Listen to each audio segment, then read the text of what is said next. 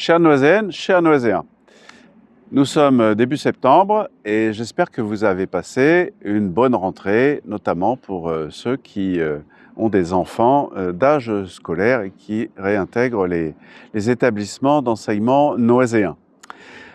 C'est également l'occasion de faire le point sur l'actualité locale.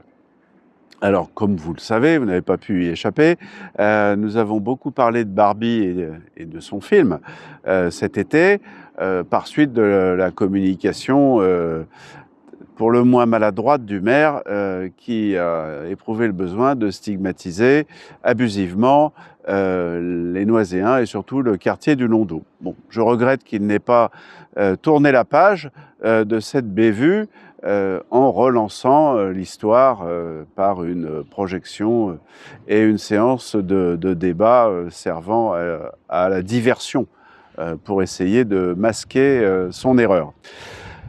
Tournons la page, passons à autre chose. Noisy mérite mieux.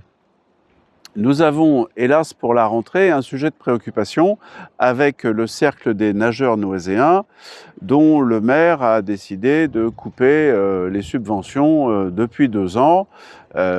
C'est infiniment regrettable puisqu'il y a 800 enfants qui sont inscrits dans ce club de nageurs.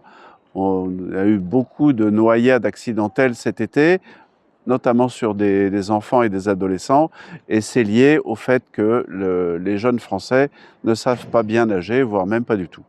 Et donc il est regrettable que cette institution sportive locale se retrouve en grande difficulté, et même, d'après les dernières informations que j'ai eues, que Est Ensemble, qui gère la piscine de Noisy, leur aurait retiré les créneaux horaires pour leur activité. Il est urgent de se mettre autour de la table avec les dirigeants du club et la mairie, et je suis moi-même prêt à apporter mon concours de médiateur, si nécessaire, pour que l'on trouve une solution dans l'intérêt des Noiséens.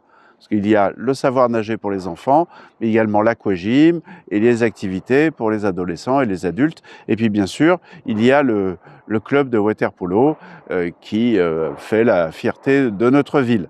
Donc il faut trouver des solutions intelligentes et dans l'intérêt général. Bien sûr, nous avons toujours, ça ne va pas nous quitter, les travaux du tramway. J'ai fait encore un tour sur la rue Jean Jaurès ce matin et je m'aperçois que les moyens ne sont pas à la hauteur des enjeux. Il y a 3-4 ouvriers sur le chantier, c'est très insuffisant, alors qu'à Montreuil, tout est quasiment terminé aujourd'hui. Alors je me demande quelle est la priorité du département et de la RATP en ce qui concerne les travaux du tramway. La priorité est-elle Montreuil ou est-ce Noisy, alors que nous subissons les travaux en plein centre-ville et que c'est là que les moyens maximum devraient être mis en place pour que l'on termine ces travaux le plus rapidement possible.